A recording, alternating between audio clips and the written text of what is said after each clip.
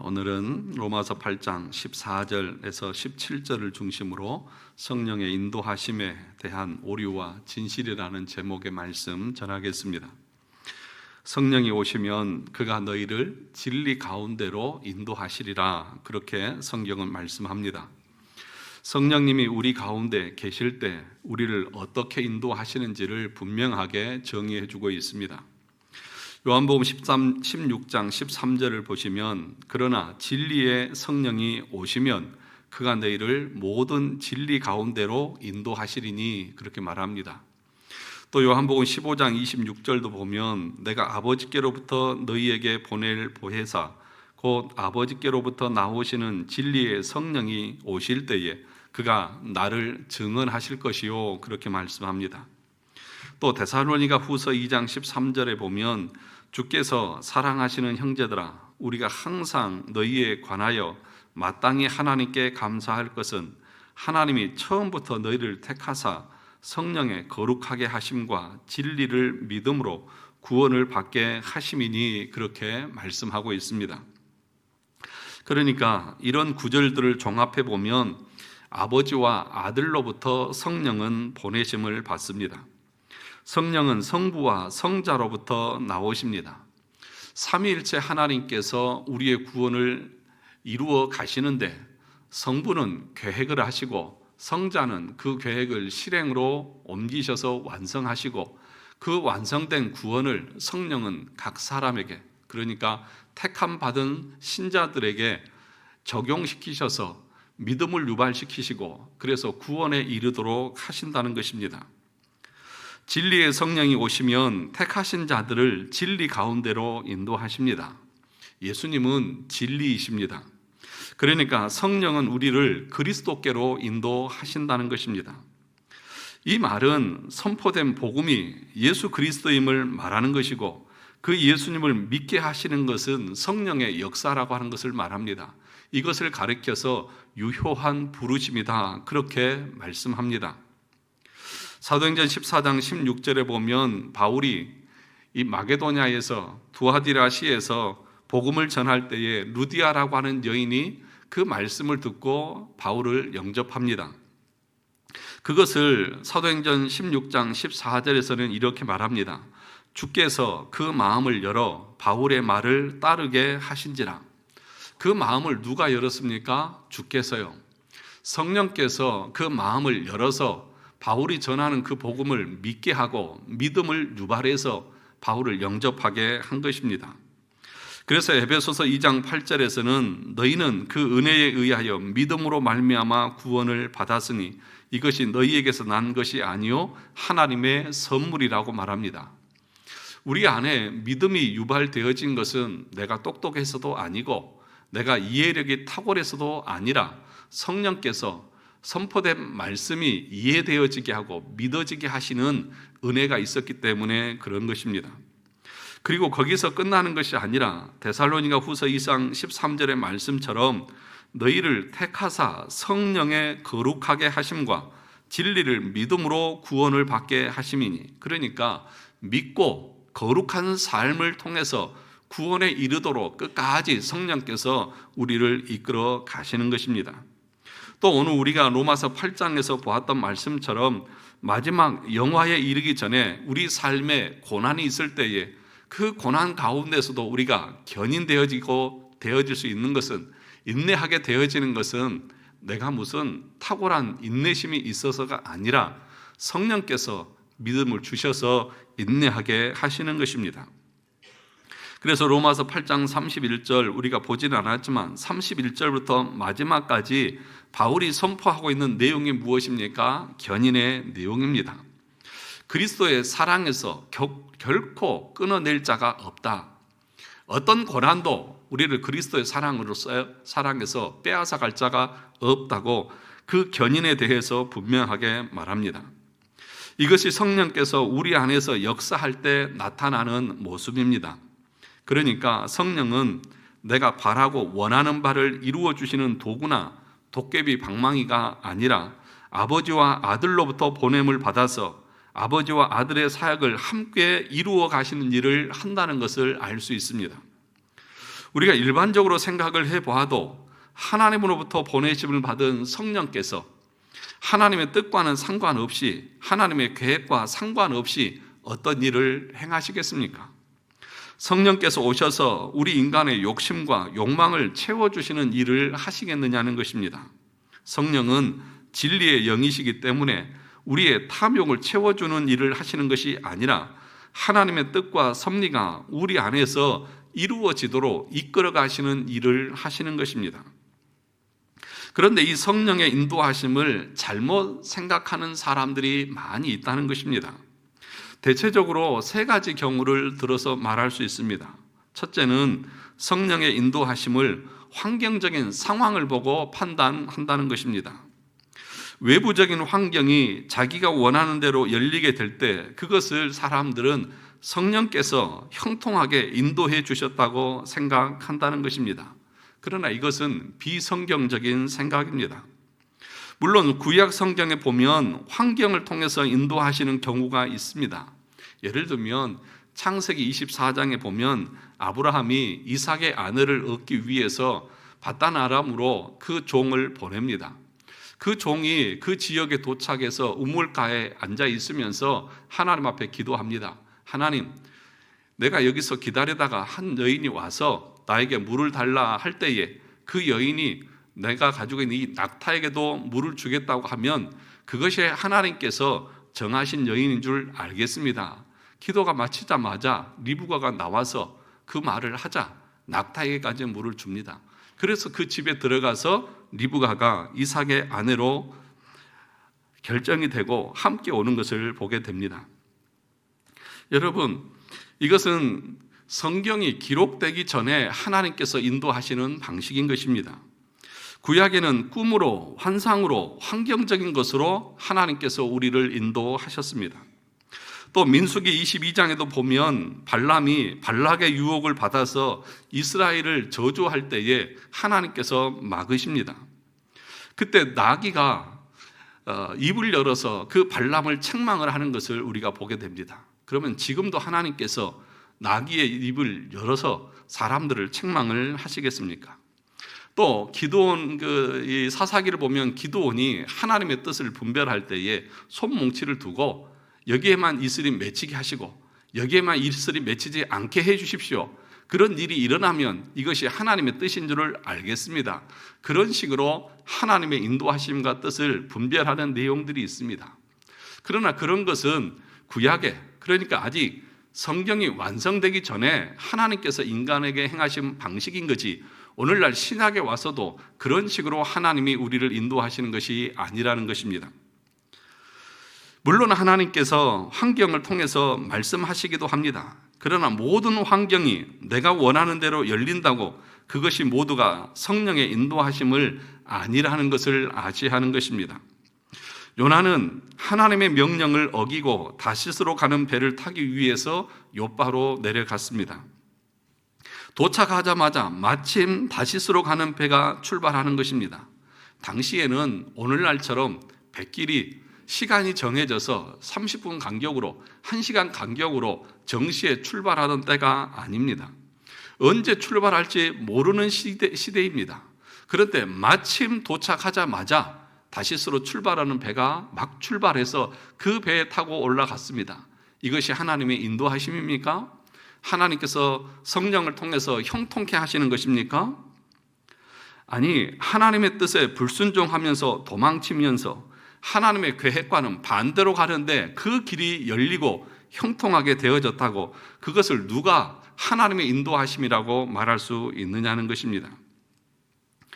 요나서 1장 3절, 그러나 요나가 여호와의 얼굴을 피하려고 일어나 다시스로 도망하려 하여 욥바로 내려갔더니 마침 다시스로 가는 배를 만난지라 여호와의 얼굴을 피하여 그들과 함께 다시스로 가려고 뱃삭을 주고 배에 올랐더라.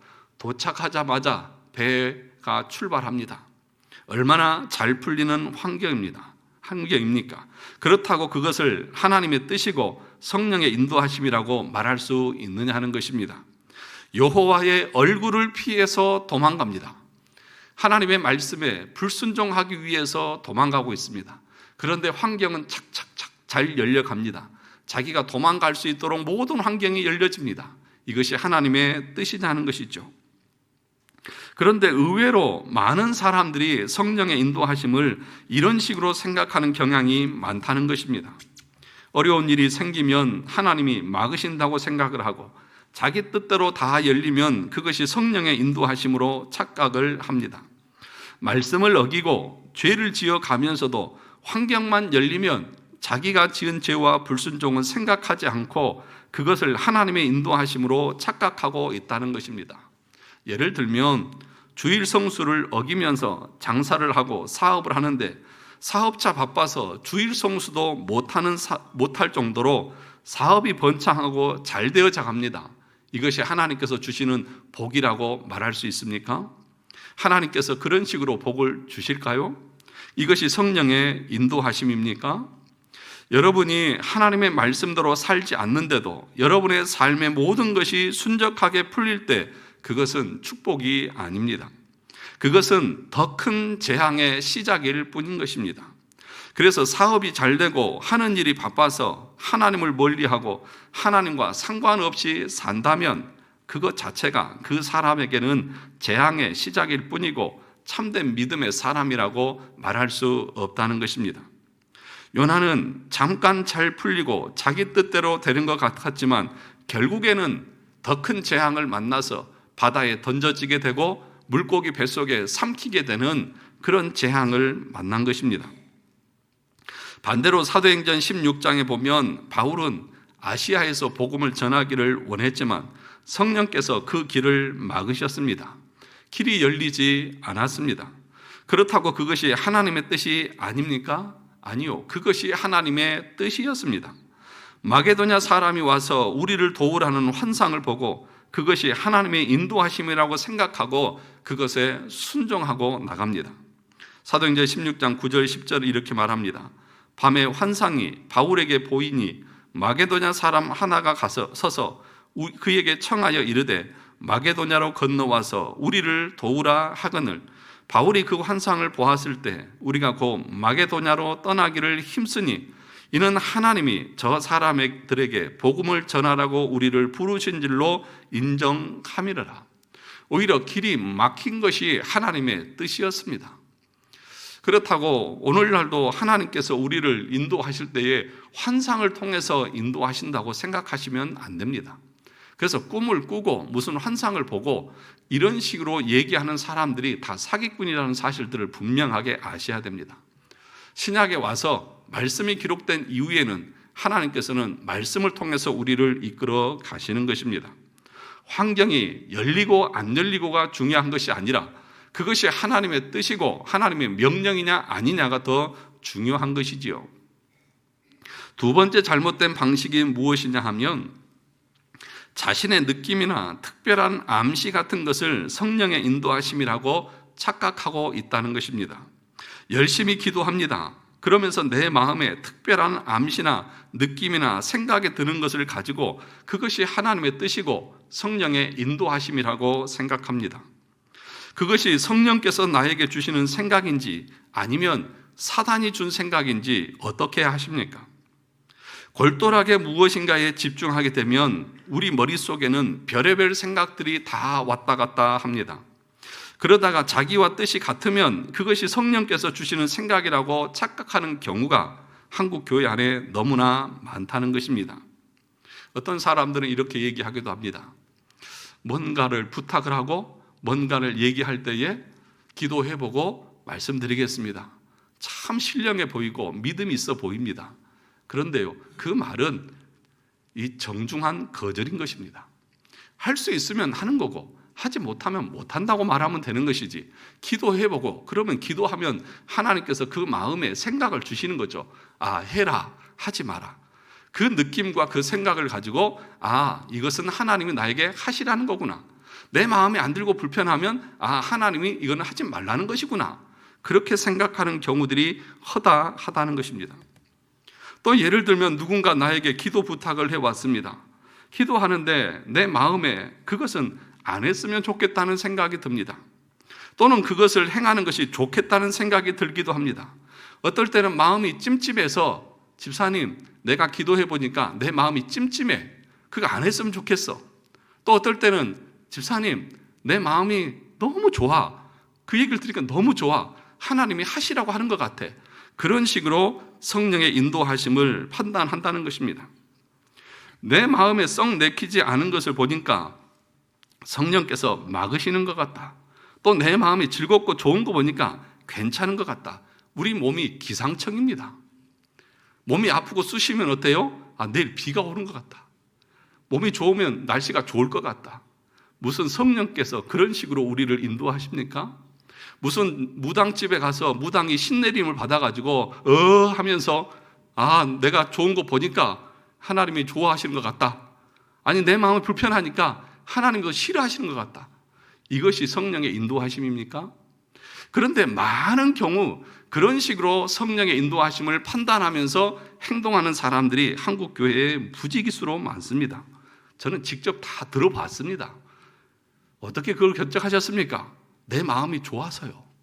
내 마음이 불편했어요. 그거 왜 안 하십니까? 하나님께서 내 마음에 불편함을 주시는 것 같으니까 그건 성령이 막으시는 것 같아요. 이렇게 대답하는 사람들은 부지기수로 봤습니다.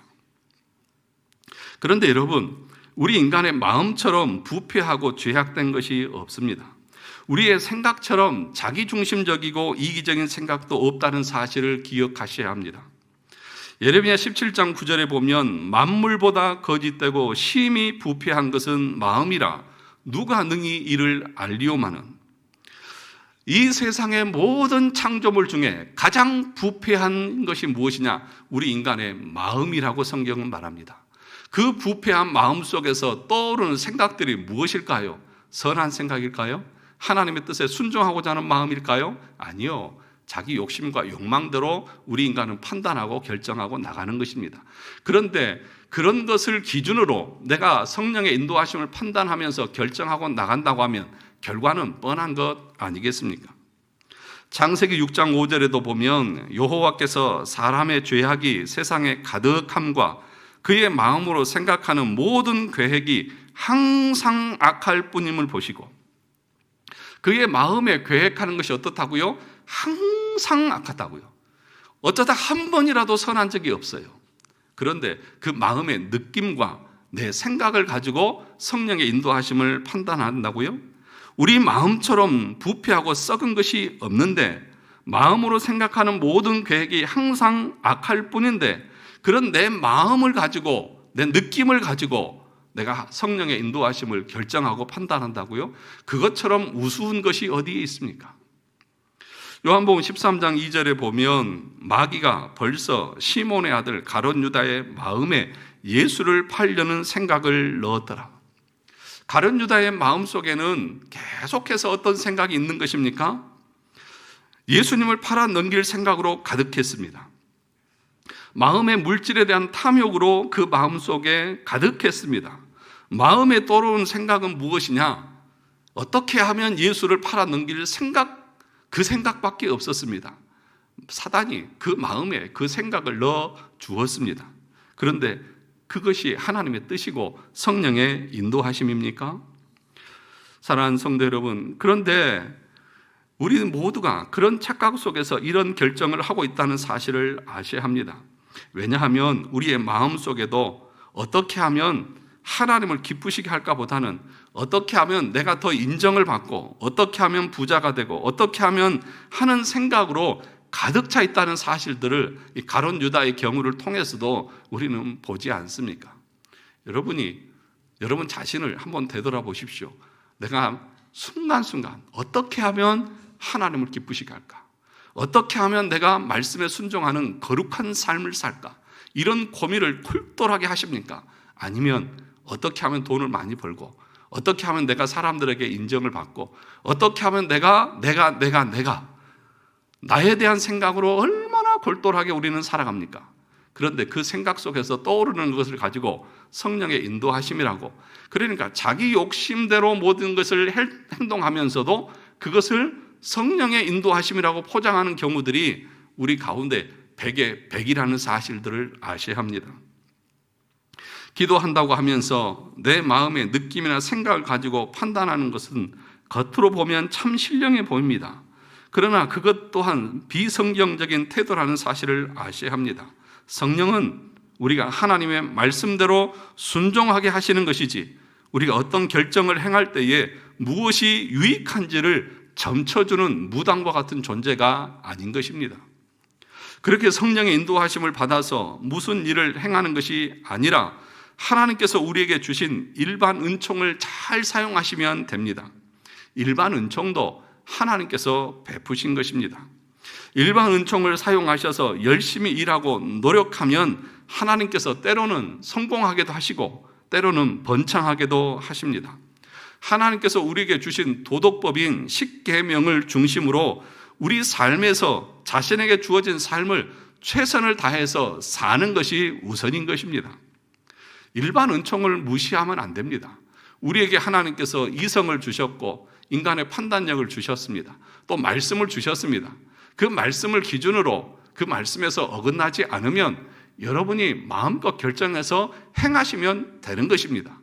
그런데 무슨 내가 신령한 사람 것처럼 내 느낌이 이렇고 환경이 이렇고 저러니까 이게 성령의 인도하심이다? 그것에 대한 근거가 무엇이냐는 거죠. 그런데 노력은 하지 않고 열심은 다 하지 않으면서 요행을 바라듯이 환경이 열리기를 바라고 뭔가 느낌을 쫓아서 살아가려고 하는 그런 미신적인 비신앙적인 그런 모습들로 신앙생활하는 사람들이 너무나 많이 있습니다. 사랑하는 성도 여러분, 여러분의 느낌 중요하지 않습니다. 여러분의 생각 중요하지 않습니다. 성경에서 뭐라고 말했느냐가 중요한 것이고, 그래서 성령이 어떻게 사역하시는지를 아셔야 하는 것입니다.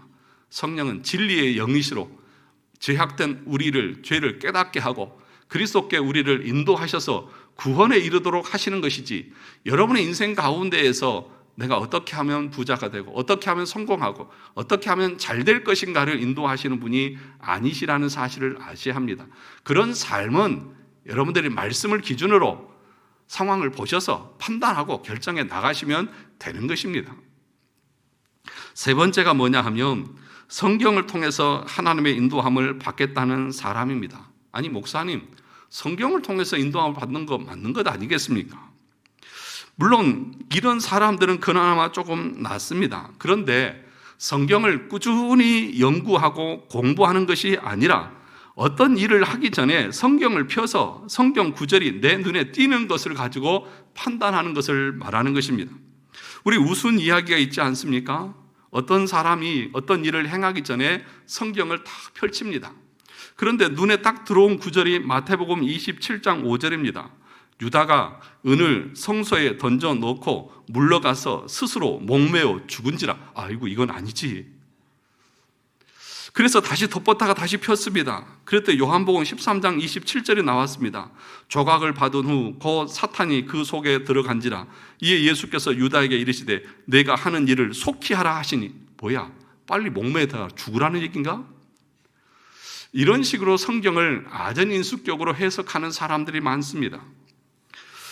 그러니까 이것이 뭘 의미하느냐 하면 큐티식으로 그래서 하나님을 인도함을 받는 사람들의 경우가 이런 경우일 수도 있습니다. 매일 성경을 읽는 것은 참 중요하고 말씀을 묵상하는 것은 필요하죠. 그런데 그것이 가르치는 자가 없이 지도하는 사람이 없이 자기 혼자 오늘 성경을 읽다 보니까 예를 들어서 살인하지 말라네?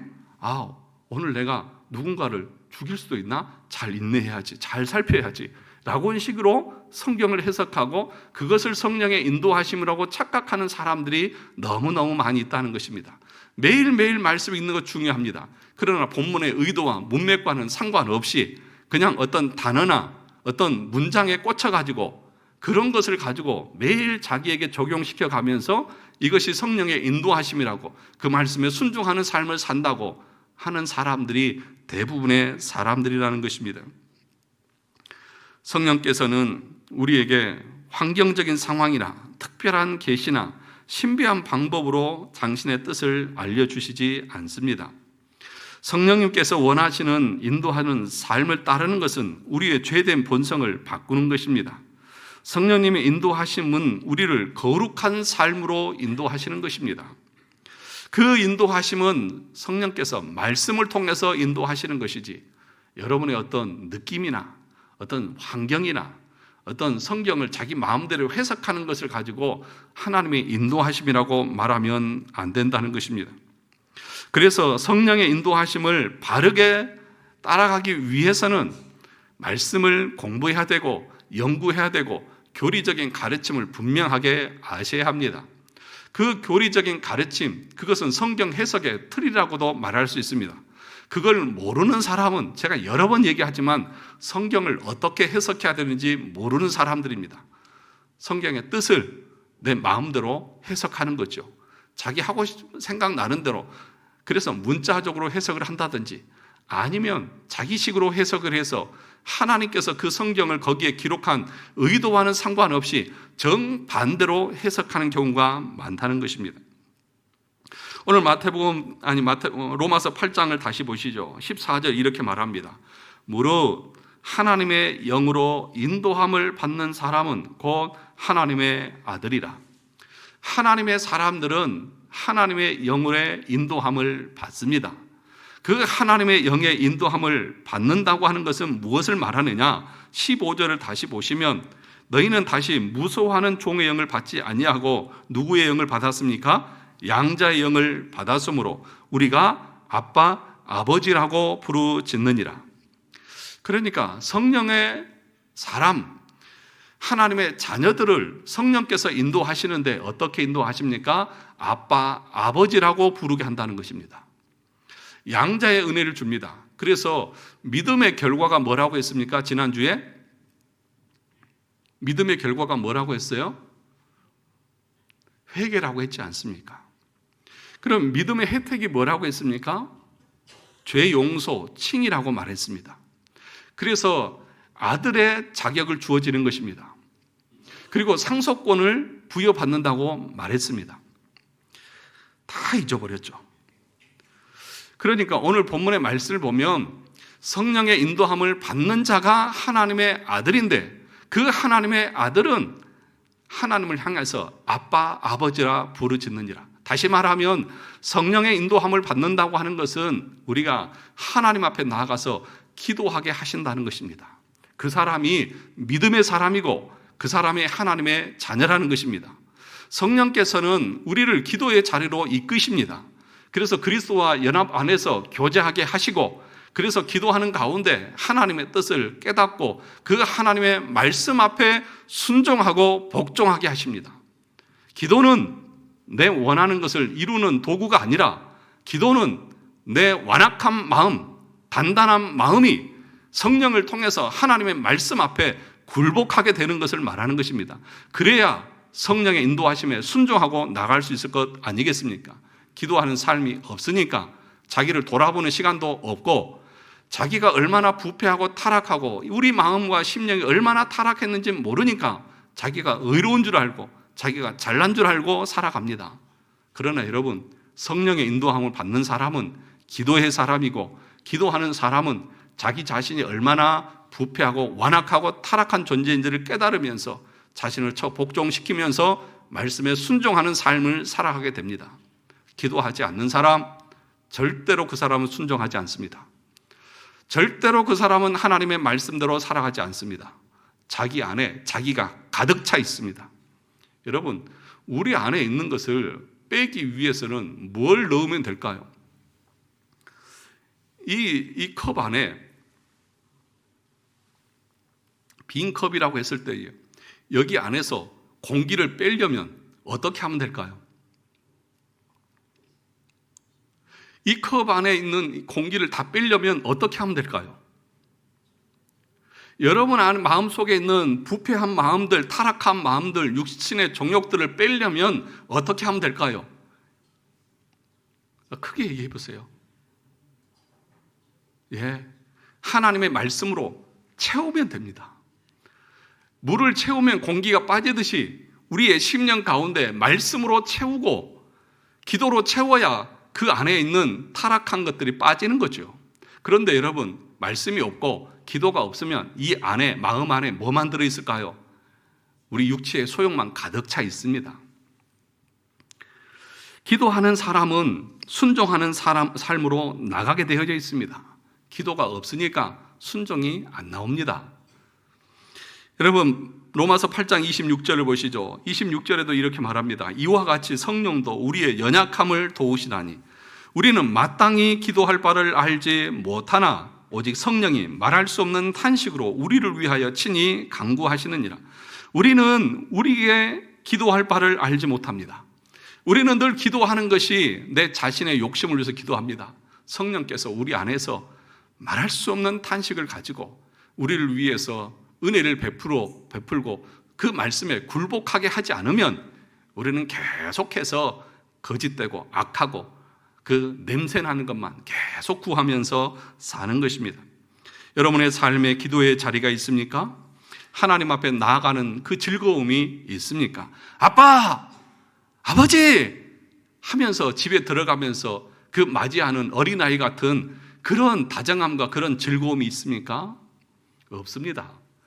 그런 기도의 삶이 없으니까 우리의 신앙이 냉랭한 것이고 하나님이 계신지 안 계신지도 의문스러운 것이고 그래서 믿음의 삶이 별로 재미가 없는 것입니다. 또한 8장 16절에 보니까 성령이 친히 우리 영과 더불어 우리가 하나님의 자녀인 것을 뭐 하시나니? 증언하시나니. 성령에 계신 사람은, 성령의 인도하심은 무엇으로 나타납니까? 우리 안에 확신을 주시는 것입니다. 그런 삶을 하나님께서 성령을 통해서 주십니다. 내가 하나님의 자녀인 것을 확신합니다. 내가 정말 예수 믿는 사람이 맞나? 내가 구원받은 것이 맞나? 내가 죽어서 천국 갈 수 있나? 이런 불안함이 있습니까? 성령의 인도하심을 받는 사람들은 성령께서 우리 영과 더불어 우리 안에서 친히 내가 하나님의 자녀인 것을 증언하신다고 말합니다. 그러니까 하나님께서 말씀을 통해서 우리에게 구원을 약속해 주셨습니다. 예수 그리스도를 믿으면 네가 구원을 얻을 것이다.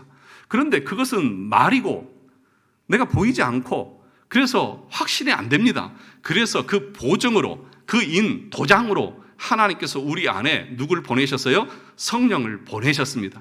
그래서 그 성령의 인도하심에 순종하는 자신의 모습을 보면서 내가 이 하나님의 말씀에 순종하고 말씀대로 살아가는 내 자신을 보니까 성령이 내 안에 계신 것이 확실하고 내가 구원받은 하나님의 자녀인 것이 확실하구나라고 하는 그 보증으로 하나님께서 우리 안에 성령을 주신 것입니다. 그래서 믿음의 사람들은 죽어봐야 내가 구원 얻은지 아닌지를 아는 것이 아니라 죽기 전에 내가 하나님의 자녀인 것을 확신하면서 이 세상을 떠나는 것입니다. 그래서 죽는 것이 두렵지 않은 것이에요. 주님 만날 그날을 오히려 기뻐하면서 바울이 말하는 것처럼 내가 차라리 죽어서 이 세상을 떠났으면 좋겠다. 그것은 내가 이 세상이 너무 괴로워서가 아니라 내가 이 땅에 살아남아 있는 존재는 내가 할 일이 있기 때문인데 가급적이면 나는 빨리 죽어서 우리 주님과 함께 거했으면 좋겠다. 그것이 내가 확신하는 거 아닙니까? 내가 하나님의 자녀인 것을 확신하고 내가 죽게 되면 그리스도와 대하면서 함께 산다고 하는 그 확신을 가지고 말하는 것 아니겠습니까? 그래서 이렇게 거듭나서 성령의 인도하심을 받는 심령들은 하나님의 말씀에 대한 사모함이 있습니다. 성령의 인도함을 받는 사람들은 말씀을 사모합니다. 사슴이 시냇물을 찾기에 갈급함 같이 우리 마음에 말씀에 대한 갈급함이 있는 것입니다. 결국에는 하나님의 말씀을 읽고 묵상하는 일에 시간을 들이고 주야로 그 말씀을 묵상하면서 성령의 인도하심을 받으면서 성화의 삶을 사는 것입니다. 시편 1편 우리가 잘 아는 대로 무엇입니까? 복 있는 사람은 악인들의 꾀를 따르지 아니하며 죄인들의 길에 서지 아니하며 오만한 자들의 자리에 앉지 아니하고 그 다음에 오직 여호와의 율법을 뭐하여? 즐거워하여 그의 율법을 주야로 묵상하는 자로다. 복 있는 사람은 하나님의 말씀을 즐거워합니다. 그것이 택한 자의 마음의 상태고 성령이 거하시는 영혼의 상태인 것입니다. 이 예배 시간에 하나님의 말씀을 듣는 것을 꿀과 송이꿀보다 더 달도록 그 말씀을 사모하는 마음들이 우리 가운데 있고 매일매일마다 하나님의 말씀을 일정한 시간에 일정한 분량만큼 늘 말씀을 읽으려고 하는 그 마음이 우리 마음에 있느냐 하는 거죠. 말씀과 상관없이 밥은 그렇게 열심히 잘 먹고 맛있는 것은 그렇게 쫓아서 다니면서 몇만 원씩 써가면서도 하나님의 말씀에 대한 연구나 그 책을 사서 읽는 그 돈은 아까워하는 그 심령이 어떻게 거듭난 영혼이고 하나님의 택한 백성이라고 말할 수 있느냐고. 양심이 있으면 얘기를 해보시라고요. 다른 것은 그렇게 쫓아서 다니면서 육신의 소욕을 즐기기 위해서는 그렇게 돈도 잘 쓰고 하면서 하나님의 말씀을 연구하고 하나님의 뜻대로 살기 위해서 얼마나 우리가 하나님의 말씀에 순종하고 있느냐고요. 성령이 충만하다고 하는 것은 다른 말로 하면 말씀에 충만하다고 하는 말인 것입니다. 에베소서 5장 18절에 보면 술 취하지 말라 오직 성령의 충만함을 받으라고 말했습니다. 그 뒤에 시와 찬미와 신령한 노래를 부르라고 말합니다. 그런데 이 똑같은 에베소서 5장 18절 말씀을 골로새서 3장 16절 17절에서는 이렇게 기록하고 있습니다. 그리스도의 말씀이 너희 속에 풍성히 거하여. 다시 말하면 에베소서에서는 오직 성령의 충만함을 받으라 이 말을 골로새서에서는 그리스도의 말씀이 너희 속에 풍성히 거하여 그렇게 표현하고 있습니다. 그러면서 모든 지혜로 피차 가르치며 권면하고 시와 찬송과 신령한 노래를 부르며 감사하는 마음으로 하나님을 찬양하고 또 무엇을 하든지 말에나 일에나 다 주 예수 그리스도의 이름으로 하고 그를 힘입어 하나님 아버지께 감사하라.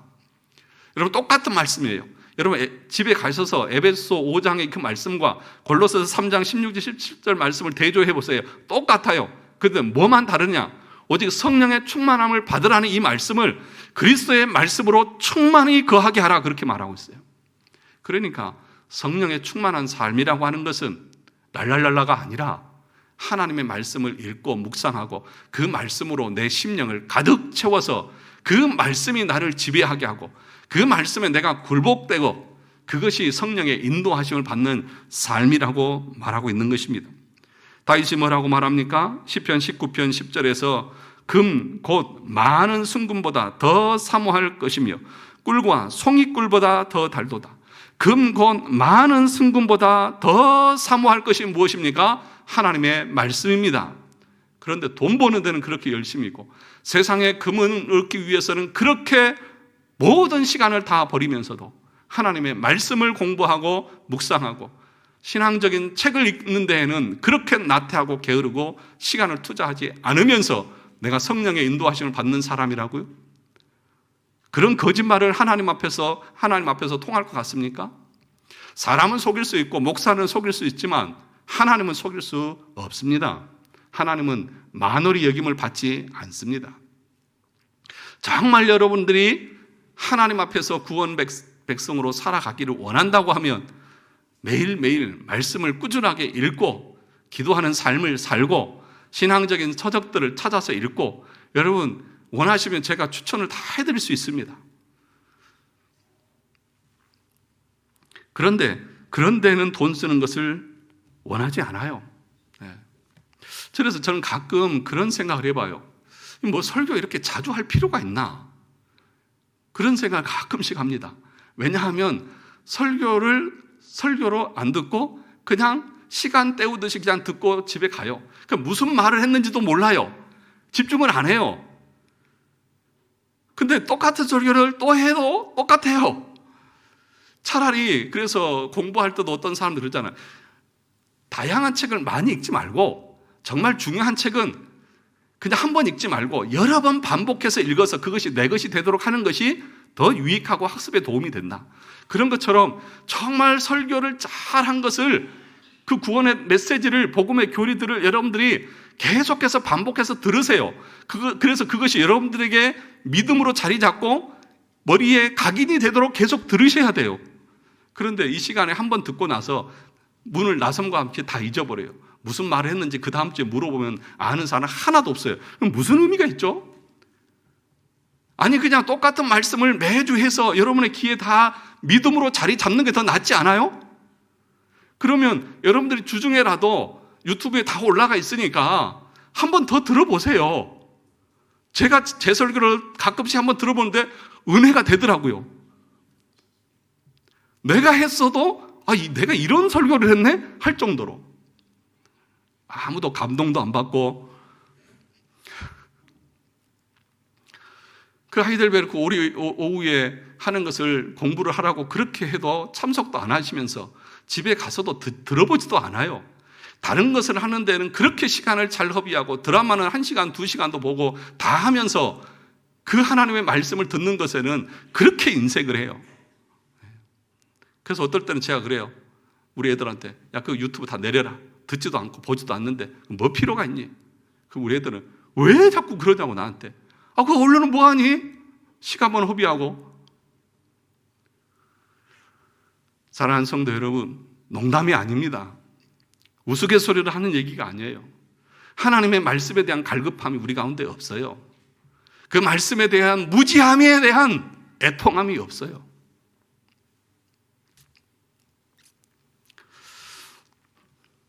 제가 지난주 수요일 날도 수요 설교하면서 제가 그런 얘기했어요. 정말 누군가가 옆에서 조금이라도 나에게 바른 목회의 길과 또 그런 것들을 좀 미리 얘기해 줬으면 내가 좀 더 잘했을 텐데.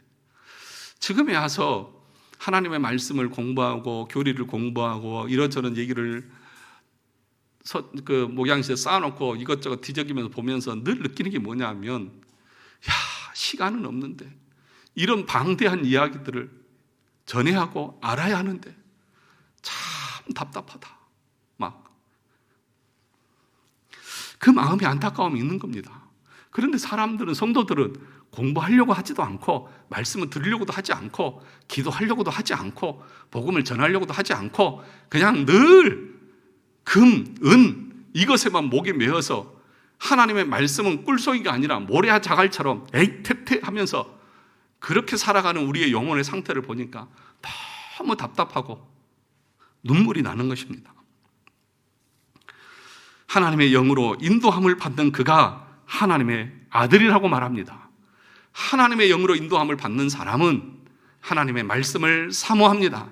꿀과 송이꿀보다 더 달다고 다윗이 고백한 것은 특별해서 다윗이 특별해서 그렇습니까? 아니요.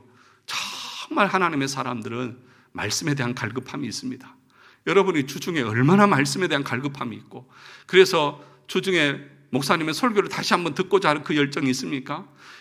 하이델베르크 요리문답을 내가 못 들어서 다시 공부해야 되겠다는 그 마음으로 한 번이라도 저녁에 자기 전이라도 들어보신 적이 있습니까? 여러분 비법을 알려드릴까요? 유튜브로 들으실 때에 그 속도 조절하는 거 있어요. 2배속으로 해서 들으면 1시간짜리 30분이면 듣고 끝나요. 그 30분 투자 뭐 하시냐고요. 오늘 마지막으로 보면 8장 17절에 이렇게 말합니다. 자녀이면 또한 뭡니까? 상속자, 곧 하나님의 상속자요. 그리스도와 함께한 상속자니. 그러니까 너희가 믿음의 자녀고 그래서 하나님의 성령의 인도함을 받는 자녀라고 하면 뭐라고 말합니까? 우리가 그와 함께 뭘 받기 위해서? 영광을 받기 위해서 무엇도 받아야 된다? 고난도 함께 받아야 된다. 그래서 여러분 영광과 고난은 하나의 세트예요. 여러분이 마지막 영광을 얻기 위해서 이 땅에서 우리의 삶은 고난의 삶이라고 말하는 것입니다. 그러니까 영광과 고난은 세트인데 이 영광을 오해하는 사람이 있어요. 그 영광을 고난이라고 생각을 안 해요. 무슨 얘기냐 하면 영광을 어떻게 생각하냐면 항상 연예인들이 연말 시상식에서 상 받고 나서 이 모든 영광 하나님 앞에 올려드립니다. 이 말이 자연스럽게 우리 머릿속에 들어와서 영광을 돌린다고 하는 것은 그렇게 높은 자리에 오르고 성공하고 잘 되어서 하나님 감사합니다. 이것이 영광이라고 착각하는 사람들이 많이 있다는 것입니다. 그러면 반대로 그런 자리에 못 올라가는 사람들은 한평생 하나님 앞에 아무 영광도 돌릴 수 없습니까? 하나님은 그렇게 영광을 받으시지 않습니다. 하나님은 우리가 영광을 돌리지 않아도 스스로 영광으로 충만하셔서 우리가 어떤 행위를 한다고 뭘 말한다고 해서 영광이 더해지고 덜해지지 않아요. 그러면 하나님이 영광을 받으신다고 하는 것은 무엇이냐 하면 하나님의 뜻이 이루어지고 성취되어지는 것을 가리켜서 하나님이 영광을 받으신다고 말합니다. 주님 가르쳐준 기도에서 뭐라고 기도합니까? 뜻이 하늘에서 이루어진 것 같이 땅에서도 이루어지이다. 이게 하나님이 영광을 취하시는 방식인 거예요. 하나님의 뜻과 계획이, 작정이 역사 속에서 그대로 성취되고 이루어지는 것이 하나님의 영광이 드러나는 것이라는 것입니다. 그것이 때로는 고난을 통해서도 이루어지기도 하고 때로는 우리 마음의 원함대로 이루어지는 경우도 있어요.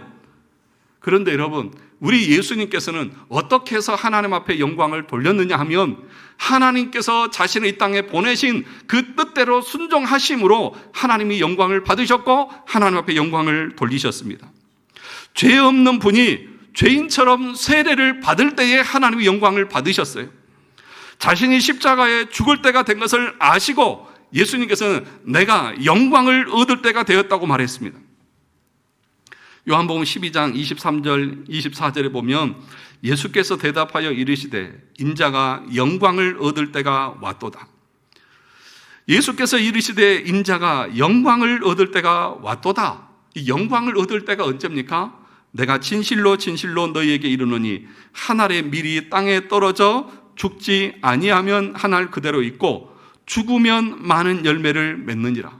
죽으면 자신의 죽음을 가리켜서 말합니다. 십자가의 죽음이 예수님께서는 뭐예요? 영광을 얻을 때라고 말하고 있는 거예요. 이런 관점에서 본다고 하면 하나님이 언제 여러분을 통해서 영광을 받으실까요?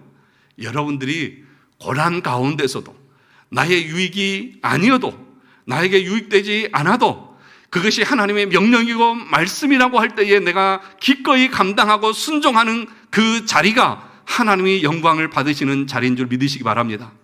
아멘이십니까? 내가 잘 될 때만 영광을 받습니까? 하나님의 말씀대로 순종하는 그 자리가 하나님의 영광을 받으시는 거예요. 때로는 그것이 내 마음에 맞지 않아요. 불편할 수도 있어요. 나에게 손해가 되어질 수도 있어요. 그러나 그것이 하나님의 명령이고 하나님의 뜻이기에 말씀에 순종하며 그 자리에 가겠습니다. 그때가 하나님의 영광을 받으시는 것입니다. 그런데 우리는 나의 마음에 맞지 않고 내가 불편하고 나에게 유익이 되지 않으면 그것이 하나님의 말씀이어도 우리는 그 말씀에 순종하려고 하지 않습니다. 그러니 어떻게 하나님의 영광을 받으시겠습니까?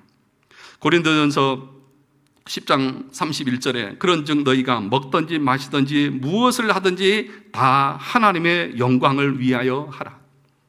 소위 여러분들 일문이 무엇입니까? 사람의 제일 되는 목적이 뭐예요? 하나님을 영화롭게 하고 그분을 영원토록 즐거워하는 것이다. 우리의 존재 목적이 하나님의 영광을 위한 것이라고요. 먹든지 마시든지라고 하는 것은 우리 삶 전체가 그 말씀에 순종하고 그 뜻대로 살아가야만 그것 자체가 하나님 앞에 영광이 되어진다는 거죠. 그런데 우리는 그 말씀과 뜻과 상관없이 살아갑니다. 요한복음 15장 8절에 보면 너희가 열매를 많이 맺으면 내 아버지께서 영광을 받으실 것이요 너희는 내 제자가 되리라. 열매를 많이 맺으면 내 아버지께서 영광을 받으신다고 말합니다. 무슨 얘기입니까? 이 요한복음 15장은 칭의와 성화를 말하는 거예요. 그리스도 안에서 있으면 자연스럽게 열매를 맺겠죠. 거룩한 열매를 말하는 거예요. 성화의 열매를 말하는 거예요. 죄를 죽이고 그리스도를 향해서 평생을 살아가는 그 삶을 말하는 것입니다. 말씀대로 살면 복받고 출세할 수도 있겠죠. 그러나 디모데후서 3장 12절에 보면 무릇 그리스도 예수 안에서 경건하게 살고자 하는 자는 박해를 받으리라. 경건하게 말씀대로 순종하며 성령의 인도하심을 받는 사람들은 참 불편해요. 참 불편해요. 내 마음대로 못해요. 할 수가 없어요. 여러분 하고 싶은 대로 다 하시고 사시나요? 기분 내키는 대로 다 하시고 사십니까? 유기된 자입니다. 버려진 자식입니다. 버려진 자식들은 자기 하고 싶은 대로 자기 기분 내키는 대로 삽니다. 그러나 하나님의 자녀들은 성령의 다스림 가운데 자기를 처복종시키면서 하고 싶은 것도 못하고 기쁨으로 주님을 섬기면서 나갑니다. 그것이 성령께서 우리를 인도하시는 방식인 것입니다. 마지막으로 사도행전 1장 8절에 보면 오직 성령이 너희에게 임하시면 너희가 뭘 받고요? 권능을 받고 예루살렘과 온 유대와 사마리아와 땅끝까지 이르러 내 증인이 되리라. 성령의 인도하심을 받는 사람들은 복음의 증인으로 살아갑니다. 예레미야 선지자는 고난 가운데서 다시는 복음을 전하지 않겠다고 다짐하고 다짐했습니다. 그러나 그는 그럴수록 속에서 불이 타는 것 같아서 견딜 수 없었다고 말합니다. 예레미야 20장 9절입니다.